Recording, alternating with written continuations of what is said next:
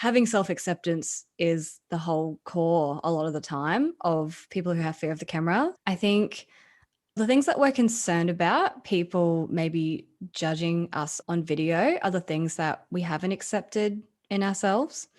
I think using video as a medium can really help us with self-acceptance at the same time. So, for example, back to that first video that I made, and I was terrified doing it. I'm sitting there in a room with my good friend, but I'm still thinking about the rest of the world who's going to see this video. And is what I'm saying actually going to make sense? Is it actually going to help someone? Why would anyone even care? All these things start popping up. Thank you for listening to this episode of Changes Big and Small. This is your host, Demianne. Changes Big and Small will help you take action in your life with intention and purpose. In each episode, I invite you to accept unexpected challenges that will help you make progress to build the life that you want. When was the last time that you showed up on video? Are you comfortable being on video, or is it a medium that you tend to avoid? Why might all of us want to create a video? These are some of the questions that I explore with Rachel Tapscott in today's episode. Rachel helps business owners share their story through video. She began her career in media as a regional news camera operator, then moved into corporate video production, which led her to start her own video production company, That Camera Girl. She noticed the same patterns and limiting beliefs present with dozens of different clients around the idea of putting themselves out on video, and she experienced the same fear and internal battle at the idea of appearing on video herself. Rachel's purpose and the focus of her business has shifted from simply creating videos to helping people with their confidence on camera and their belief in themselves. Welcome to Changes Big and Small. Thanks for joining me today. Thanks so much for having me on. I'm really excited. You explain how important storytelling is and that everyone has a story to tell. Where does your story as That Camera Girl begin? Yes, okay. So I have a background as a camera operator, mainly. My first job was as a news camera operator and editor in a regional town where I live in Australia. And I always loved using the camera, and I really just wanted to focus my career somehow around being a camera operator. And when I progressed through a couple of different jobs, I started going into more corporate video production and promotional videos. And what I found was it became more about getting people's stories out and helping them come across to their audience the way that they wanted to represent themselves was way more important than filming the shots, which is where kind of the idea started of what I wanted to do with my business. And I just really enjoyed interviewing people and helping them to, like you said, get their story across. So that's kind of where the direction of That Camera Girl came from in the first place. I often hear of storytelling in relation to marketing. It comes out a lot in terms of personal branding and marketing. Does it matter in our day-to-day lives as well, do you think? I think, yes, it definitely does. If we use the big idea of telling a story, it also comes out as being really authentic with people and being really personable and opening up to people in our everyday interactions as well. For example, we go to the shops and we say, oh, hi, how's the weather? And a lot of the conversations we have are really surface level. But when we start to dive a little bit deeper and ask more personal questions or share just more slightly personal stories about our day, I think storytelling becomes the way that we can really relate to people a lot more in our day-to-day interactions as well. And also with more of our personal relationships, our family, our spouse, our friends. I think really diving into telling more of like a personal story, deeper story, just helps you relate with everyone around you than what it is so surface level. When we go into talking about the promotional and the business side of things, then telling a story and being authentic with your audience is how you can take the personal relationship you have with the important people in your life and share that with your audience. Does that answer your question? Yes, yeah, I think so. Often people talk about professional life versus personal life, but I tend to think of it as being one life, and that really things blend from one place to the other. It's true that I might be a bit more assertive in one place than in somewhere else, but I'm still essentially the same person, or at least I would like to be the same person everywhere I show up. I don't want to be kind of known as the person that everybody avoids in one space, even though my family might like me. To me, that's not living in a congruence. Yes. So yeah, it definitely makes sense to me. When you're working with someone, how would you describe your process? Do you set an intention, or do you always have an intention when you're working with somebody, and what's your process like? Yeah, definitely.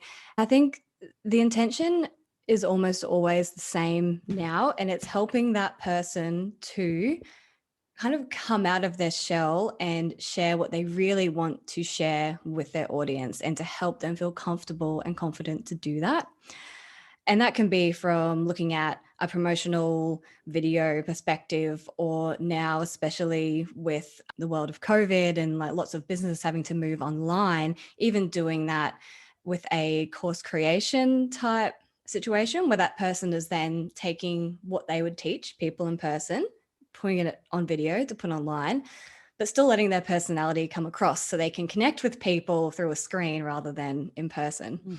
So I guess looking at the whole process, working with someone, I'd start with asking them what their intention is for the project, and then working with them. This is a bit of a process in the beginning, initially talking to them, leading into the day that we actually do the filming, and then seeing what might be holding them back, what they're nervous about or unsure about, and working with them individually to be able to get rid of those limiting beliefs, whatever they are, and feel comfortable talking on camera.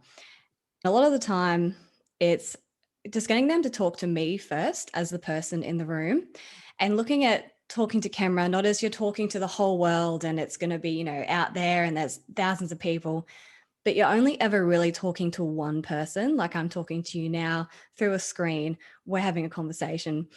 The way that makes it a lot easier for people to talk on camera is to allow them to picture they're talking to one person.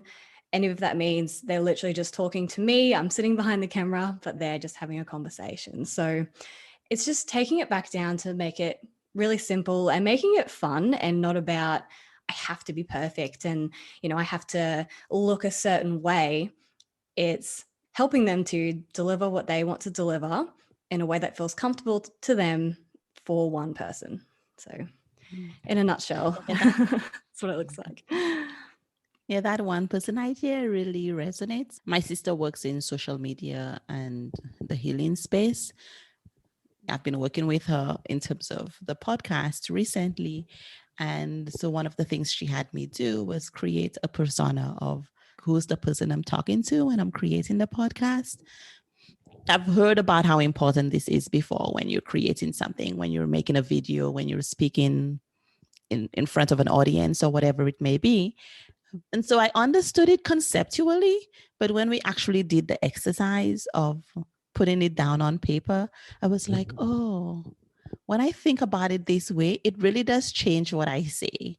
And so it really started to make sense to me how important that idea of that one person you're speaking to really helps.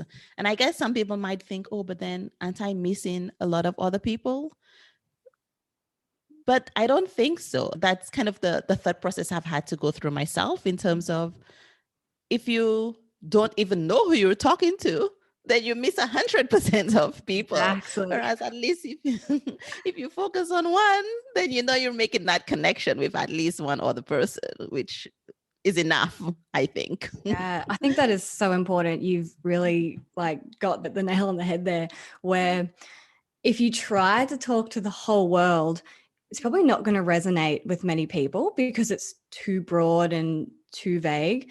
But when you really narrow down and identify who is it that you want to get your message across to, it's going to connect with that person. And there'll be heaps of these one persons, but it'll connect with the right people and it'll actually be meaningful to them. Whereas if you're trying to connect with the whole world, it could fall a bit flat.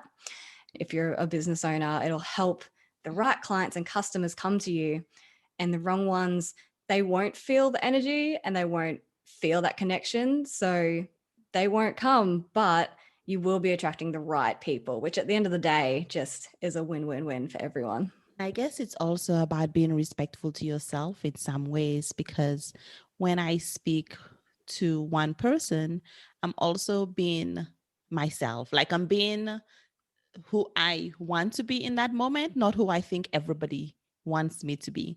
So it's recognizing what the person you're talking to needs, but also being authentic to that. You talked earlier about limiting beliefs. What are the most common limiting beliefs you encounter, or what are the ones that you struggle with yourself? Yeah. So quite often when I first talk to someone about creating a video for their business, they say, look, I want to create a video, but I have nothing to say about my business. I go, okay, cool. I don't know about your business. So just tell me a bit about what you do.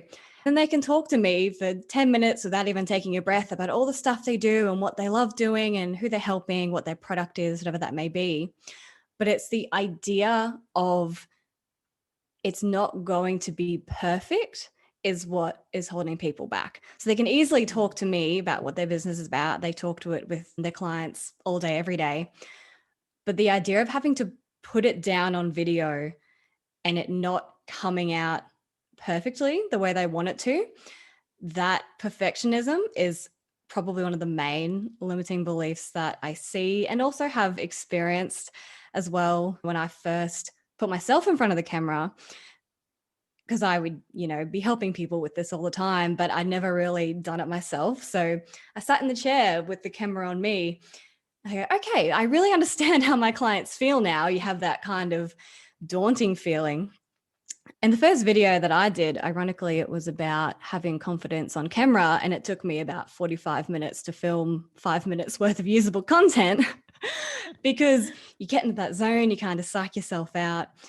But just practicing that and just putting yourself in that position. And I had a really good friend there in the room helping me as well. She talked me into doing this video in the first place. Having someone there to give you feedback and just practicing it can really help you to move past that. Also seeing yourself on video and seeing the way that you talk, and especially the way that you talk about something that you really care about, that can help you push past that perfectionism and realize that you do have something to say and it is going to help someone. So a lot of the time it's really scary just to take that step and put yourself on video, but it is also a really therapeutic and transformative exercise. The other thing, which is probably the second biggest fear of the camera thing, is not liking what we look like, which I think every single person on the planet can relate to that, or not liking the sound of our voice, or not thinking that our audience will, accept what we sound like and what we look like, and having that fear of judgment around that as well. And we can do things with the camera and the lighting to obviously help that and make us look really good. But the most important thing to remember is that what you have to say is so much more important than what you look like and what you sound like. And people are really going to resonate with your message if you care about it and you really feel compelled to get it out there. The judgment that we have, I think a lot of the time, is just us judging ourselves, when our audience and the people who need to hear what we have to say will not have those same thoughts that we have about ourselves. So they're the two biggest ones. Just getting on camera. I'm like a really big advocate now for just getting on camera and filming yourself to watch yourself and help move past that judgment and perfectionism. For me, I have an audio podcast because I like the idea of audio and still helps me to get my message out. But it's a bit of a barrier still. One thing that I've been learning is that video allows a connection in a different way that just audio doesn't. So audio might have more portability, but video has the benefits of connections as well. Yeah. Yeah. And as well with video, if we jump in and look at a bit of neuroscience, I think about 90% of communication is nonverbal. So when people can see our body language and our facial features and the way that we present ourselves while we're talking, it can give them a really clear idea if we are someone that they want to work with or if they don't feel that connection. And if they don't, again, like we said before, that's okay, because we're going to attract the people that are right to work with us, that do resonate with the way that we are and our personality, if they can see us as a full package. It's so interesting when you bring that up too, because I was a teacher for many years and I worked internationally. And so when I had to do interviews, they were on video calls often. And so even if we're not choosing to create videos to put on social media or to advertise our businesses or whatever, we still have instances now, even with Zoom, where we do find ourselves on video. That can still be daunting for a lot of people in terms of, do I turn on my video? Do I look okay? And all of that kind of thing. So it's even more applicable now in our Zoom era. Absolutely. Yes. As you know, the topic of this podcast for this season is self-acceptance. How do you see self-acceptance being a factor in people's use of the camera or video? Yeah. I think the things that we're concerned about, people maybe judging us on video, are the things that we haven't accepted in ourselves. I think using video as a medium can really help us with self-acceptance at the same time. So, for example, back to that first video that I made, and I was terrified doing it. I'm sitting there in a room with my good friend, but I'm still thinking about the rest of the world who's going to see this video. And is what I'm saying actually going to make sense? Is it actually going to help someone? Why would anyone even care? All these things start popping up. But eventually we got through the 45-minute long filming session and I took it away to edit it. And I procrastinated on that for a long time. Again, is it even worth doing? And you get all these thoughts in your head. And then when I actually released the video, the amount of positive feedback that I got just for putting a video out, it wasn't even necessarily about the content, but just doing that, because most people are too afraid to do that themselves. So I think we look at other people putting video out, and rather than, tearing them down, it's like, wow, you're actually putting yourself out there, and how much confidence must this person have to do that? And I was really, I wouldn't say surprised, but I just felt really warm to get that kind of feedback from people about actually putting a video out. So then the next ones that I make, I can look at refining that, but not from a judgment point of view, from okay, how can I make this better so that I can grow and develop and make better videos for the people who are watching them, which are going to be my clients and the people that I want to help with my business. But always looking at the things that bother us, that we don't like, and asking why, like not judging it, going, oh, my voice is terrible, which was something that I wasn't very happy with at the start. But why does that bother me so much? And look at that from a constructive point of view, not tearing ourselves down about it, and looking at it from a self-love point of view to, okay, what can I do differently next time to help myself grow? Maybe I wasn't happy with it this time, so that's okay.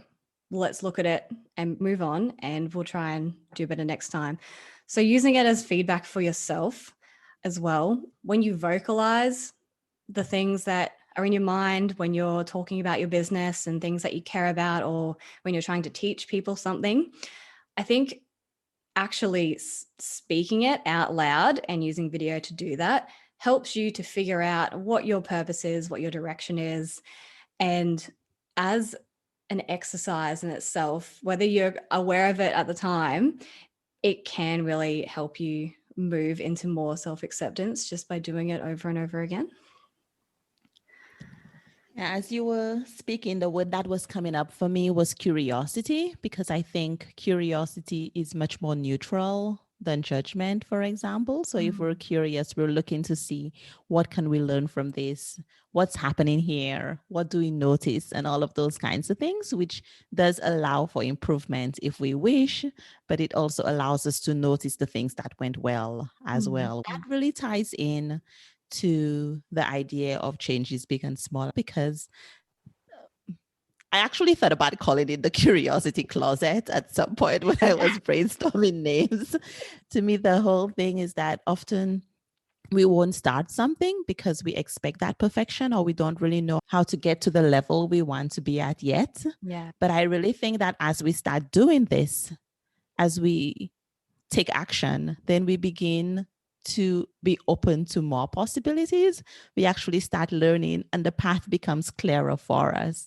Mm. So I really like what you said about make that video and then learn from it and make another video, because one thing we know for sure is that you're not getting any better if you're not making videos. Absolutely. Yeah. So I think the best time to start anything is before you're ready, because you can spend Mm. years if you're just waiting for the time to be right and waiting to have all the answers, when you can't have all the answers until you've actually tried it and actually experienced doing it.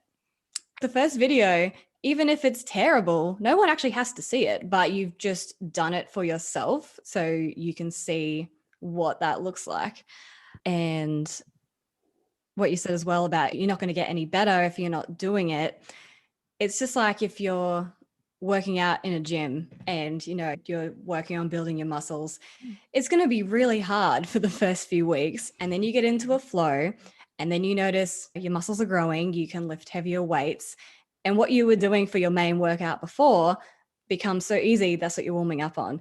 And so you find after you've done a number of different videos or different podcasts or whatever it is that you want to create, the more that you do it, the easier it's going to be. You'll be able to refine your process. And then one day you'll sit down in front of the camera and you'll make a video, and you will realize how easy it's become and how natural it's become for you to just talk about what you're called to talk about. The first time I actually was on video was on a news story, because my stepmother and I had a nonprofit. And I remember watching that video and my eyes were shifting all over the place. I was like, what am I doing with my eyes? And I really wish that I had done a video before that, just to kind of notice. It's the same as when you record yourself the first time speaking and you start to notice your little ticks. You start noticing, oh, I say a whole lot. Oh, I say like a whole lot, and those types of things. Yeah. I think that's part of self acceptance too, because if you don't pause and notice what's really going on with yourself, the way you speak, the way you present yourself, the actions you make with your eyes, for example, Yeah. then you have no opportunity to be able to change something, because you don't even know what's present, either because you're blind to it willfully or accidentally. I guess I'm going to have to start doing some more videos. Yes. That's excellent. If someone has some belief about themselves that is standing in their way of them getting on video, what might they do besides creating that first video? Is there any process they could go through mentally first to help them overcome that barrier? Yeah. So there are a couple things that you can do. The first one is identify why you want to make that video. Are you sharing something with someone that is really going to change their life? A lot of the time, this is coming from looking at business owners, their service or their product is a really, really strong why for them. And just really tuning into that driving force, and just ask yourself, if I don't make this video, if I don't get that message out there, and the person that needs to hear it doesn't hear it, their life is going to stay the same. So what am I doing for someone else by getting that video out there and sharing what I have to say? How could that change someone's life?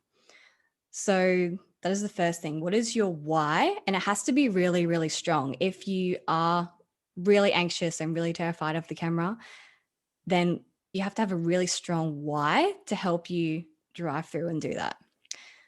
The next thing is you can watch other people that you really admire talking on video or doing presentations and look at what it is about them that you really admire. So if you're worried about the way that you look and you might say a lot and you don't really like that about yourself or whatever it is really, watch people that you do think are really great speakers and write down what it is that attracts you to watching them. You don't have to even use the camera in the first place, but write out your presentation or your message. It only really needs to be short, like a minute long, and just practice saying that out loud to yourself at home by yourself. No one needs to be there.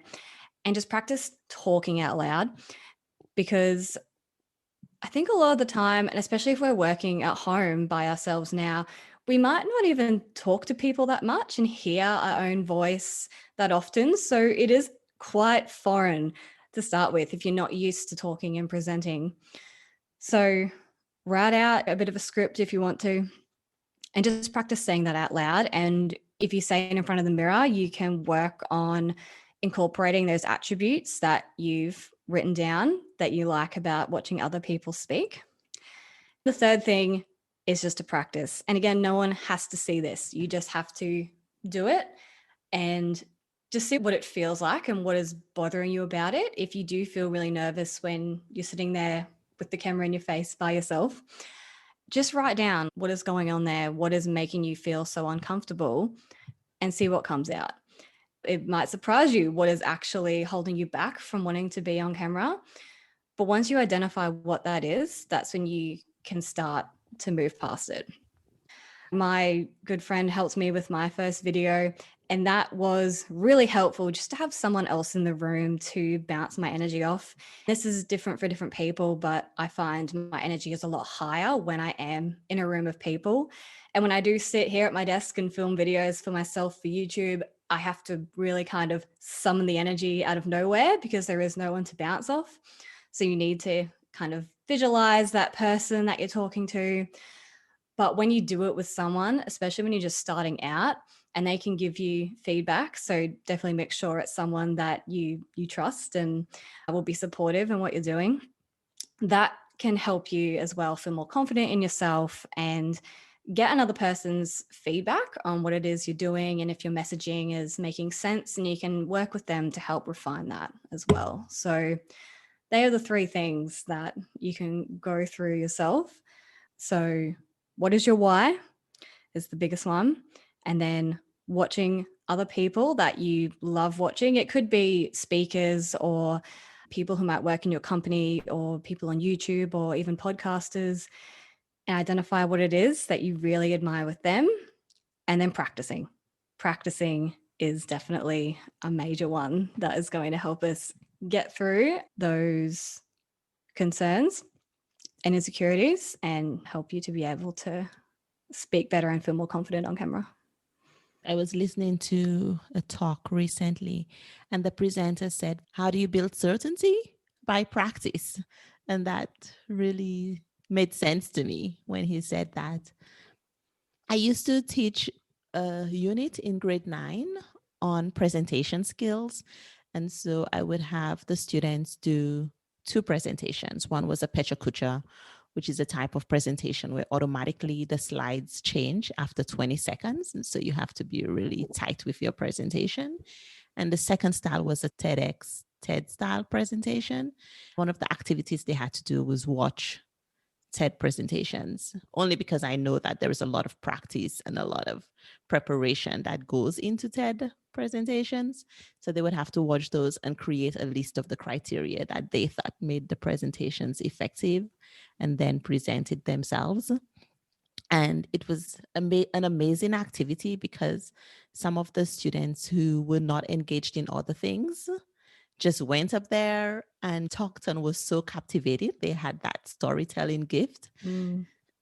Right now, so many people are thinking, what activities can I try? Because so many things are closed to so many of us that it really seems to me that storytelling and getting on video could be an interesting opportunity for people to explore and discover something that they didn't even know was available to them or that they might even enjoy. Yeah, exactly. I think there's probably been a massive amount of new YouTube channels as well, just coming on. And it could be, do you love gardening? Do you love cooking? Like whatever it may be. I think if you love it, like you said about the kids that would just get up and be really captivating, because they're talking about something that they really enjoy. A lot of the presentations that we have to give over our lifetime are mandatory. And even if we do enjoy our jobs, they're not necessarily something that we're really passionate about speaking about. So we have an idea of giving presentations as a task that is, it's difficult and it's confronting and there's all these negative things around having to talk in front of a group of people. But when you take it back to something that you love, you're passionate about, you can, walk up to someone and they could talk to you all day about something that they love. So bringing it back to the why again as well, I think is really, really important. Yeah, I was thinking about this yesterday and I was thinking that there is a movement about embodiment where you are in your body. And then I was like, I wonder, what is it called when you're in a place? Is it emplacement?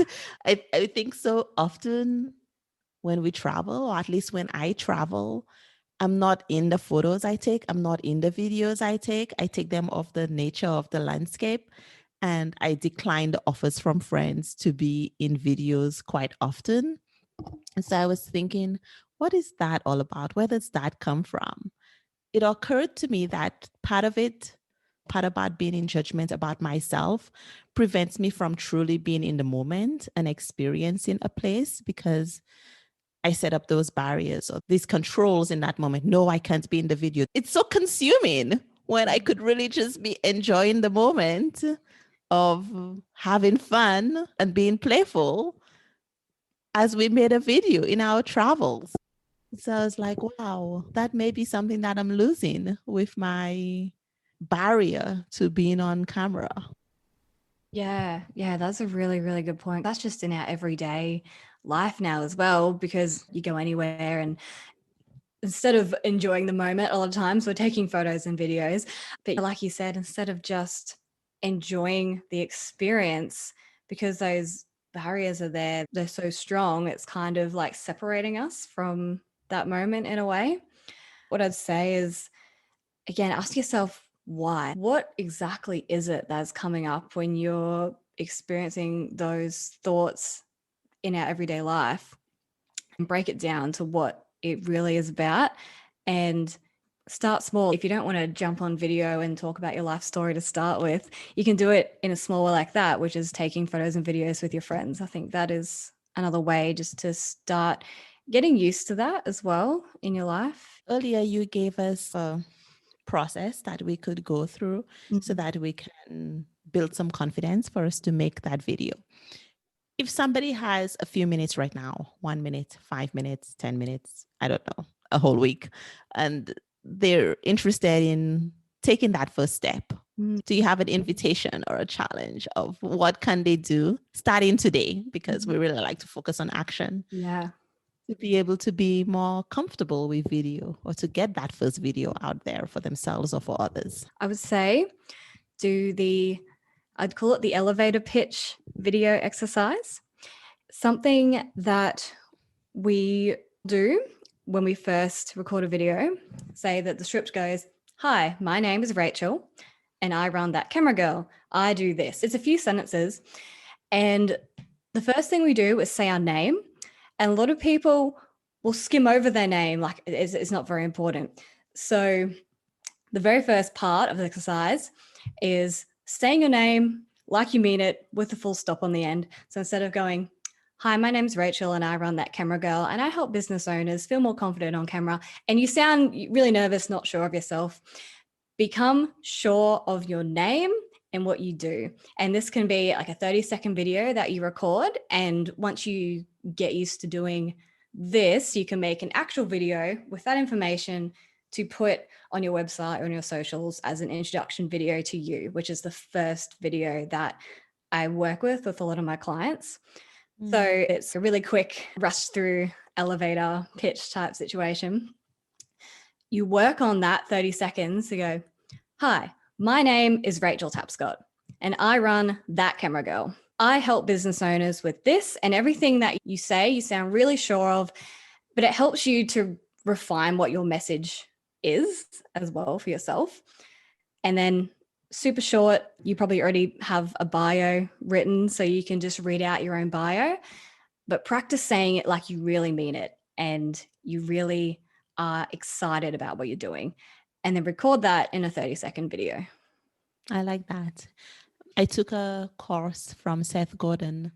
I've taken several courses from Seth Godin. Yeah. But in one of the courses, he talked about speak much more slowly than you think you need to be speaking. And so the first exercise we do is to record ourselves speaking really slowly, and then record ourselves at our regular pace, and then listen to both of them and realize how sometimes when we speak at our regular pace, or what we think is our regular pace on camera, it tends to be really quick and there's no breath and you lose your energy or you lose your voice in the process. And I found that to be a very helpful exercise. I listen to audio quite fast, and I know that I can speak quite fast because people have told me that in the past. But then listening to myself, I realized, oh, you sound really nervous when you're speaking quickly. You can hear that jittery noise in the undertone. And I think really slowing it down actually is a way of combating your own nerves in some way. Yeah, definitely. When I work with clients as well, and I know I definitely did this myself when I first started making videos, we'll sit down, and if it's an interview format and I'm asking them about their business, the first answer or two might be really fast and rushed because you just want to get it over as quickly as possible because you feel uncomfortable and you feel nervous. But once you settle into it, and it's going to just take a few minutes or a few questions, and you really start to calm your nerves down, the answers come out a lot slower, a lot more controlled. As well, having someone there to give you feedback on if you are speaking too fast, and recording yourself and watching it back. And it might feel unnatural, but if you try and focus on even halving the speed that you speak to start with, and just seeing how that sounds afterwards, it'll feel ridiculously slow when you're actually saying the words. But when you do speak slower, especially on video, your audience can also take in what you're saying a lot easier as well. They have time to keep up. And some people do listen to audio really fast, but a lot of the time, if it's really important information you want to sink in, having a slower pace will actually help people to take it in and absorb it. So another good practice is what you just said with recording yourself normal talking speed and then halve the speed and record it again and just have a look at the difference. It's interesting because I think that when you speak slower as well and you give yourself time and space, then you're less likely to say those ums and those kinds of tics, because the reason this happens is because you're kind of rushing through and thinking and speaking at a different pace. So slowing down can actually relieve some of that stress. Yeah. Okay, so since you gave people a challenge, I'm making my first video. What do I need? You can record this video with your phone if you don't have any kind of equipment. You can do it in a selfie type style. You can just record it with your phone. If you want to write a script, get a pen and paper, write it out, practice it a few times. You can read it the first time you do it and just find a space that's pretty quiet in your house, hold your phone up and record your video. If you want to get more advanced than that, to record an actual one, you can create quite a good quality video. Like phone cameras are amazing these days. I'd grab a tripod for your phone, which you can get them for as little as $20, and set the tripod up with the phone on it so you're not holding it, it's not shaking around. You can create your first pretty good quality video in a quiet room with the phone on a tripod. The most recent video that I made where I had a script and everything, it was actually for the podcast. I must have done 25 takes or something because every time I messed up, I would start again. At some point, I had to decide what did good enough look like and decide, okay, this is not perfect, but maybe perfection doesn't need to be the standard. What do you say to the whole idea of people who might feel like, okay, it's never good enough? How do we find good enough? I think good enough is, are you getting your message across? If the words aren't quite right, or if you forgot something, if you had ums in there, most people aren't even going to notice those things. But as long as you feel like what you're trying to say, if the message comes across, then that is good enough. The beauty of video as well, even if you're using your phone, you can get editing apps. So if you really just want to tweak it a bit and you don't want to start again and do the whole thing, you can still do it in stages and then just cut out the bits, in between. You might look at your notes or whatever it is, or do the outro again if that wasn't quite right, but the rest of the video was good. Overall, especially now that everyone is using video all the time, there's a big shift, I think, in being more real and not having super polished videos all the time, because then you're human and people can sometimes relate to that a lot more. If you do mess up and it's not quite perfect, you're also showing off who you are and your personality, and people can get even more of an understanding of who you are if you do just let some of those things slide. Perfection is different for everyone, but I think if you're always striving for it to be perfect, you're never going to post a video. So as long as you've got the message there, I think post that video, because that is at a level where it is good enough. If you want to participate in this challenge, then you can tag us with CBAS on camera. You are so generous in sharing online, in your blog, in your podcast, on YouTube. Your podcast is Mindset Mastery Podcast. Tell us about your podcast and why should listeners go check it out? I really love looking at why people tick, why people are the way they are. So the Mindset Mastery podcast came from wanting to take knowledge that I could get from people about neuroscience and self-development and be able to share that with more people. A lot of the work I do with video, it also dives into the mindset side of things. So the podcast is kind of a side project to build a community around mindset development and breaking down limiting beliefs and just striving for the next step and looking at that in a self-love and self-acceptance way as well. So if you want to dive into neuroscience, psychology, mindset, fitness, then have a listen to the Mindset Mastery podcast. I recommend especially episode 13 for listeners of Changes Big and Small, because it's on releasing the people pleaser, which is a topic that has come up several times in this show as well. Definitely, yeah. I'm going to end with 5 questions where if you could answer with one word or one sentence, that would be great. Okay. So I think that self-care, celebration, fun are all crucial parts of building a life with intention and purpose. I hope that ending with these questions will help people realize that life is about many different things. And so there could be lots of different areas that we're working on and that we're interested in. So number 1, you have a high power meeting coming up. What do you do in the 12 hours before that? That is a good question. Okay. One word or one sentence? One sentence. Working on taking care of myself, practices of meditation for me, meditation, working out, and reading. Do you have a phrase or a pep talk that you give yourself when you feel your energy lagging or when you need some motivation? If you can see my office wall, I have lots of phrases on sticky notes back there. The one that I always go back to is a quote from James Clear's book, Atomic Habits, and it is, we do not rise to the level of our goals, we fall to the level of our systems.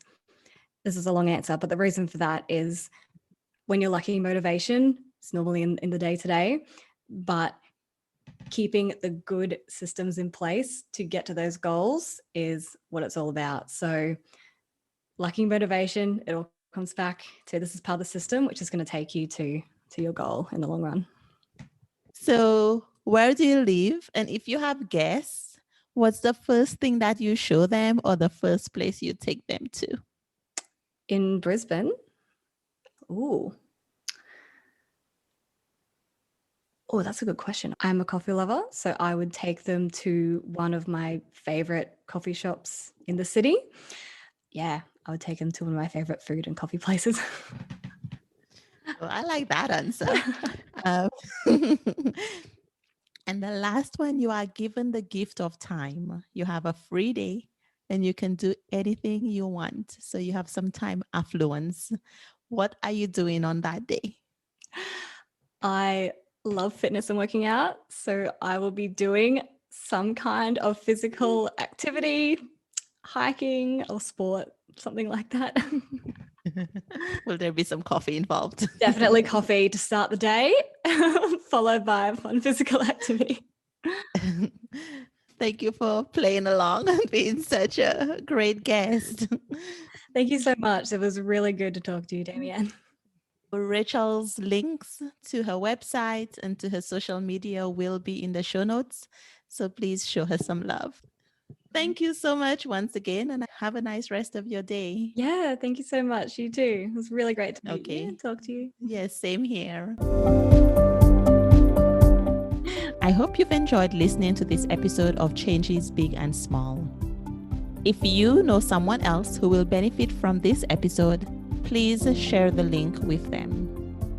Whatever your purpose might be, whatever thing you're passionate about, whatever cause you want to draw attention to, I hope you'll accept our invitation, our challenge in today's episode to create that first video, to connect with your audience in a different way, to bring light and to bring energy to the thing that you're curious about, to the thing that you're interested in. If you would leave a review for this episode of the podcast, I would appreciate it. You can do that wherever you're listening to the show. Go write that script, go practice your video. Even if it's only for yourself, that's a step towards progress. That's a step towards change. Remember, change begins with one small step. Have a great week.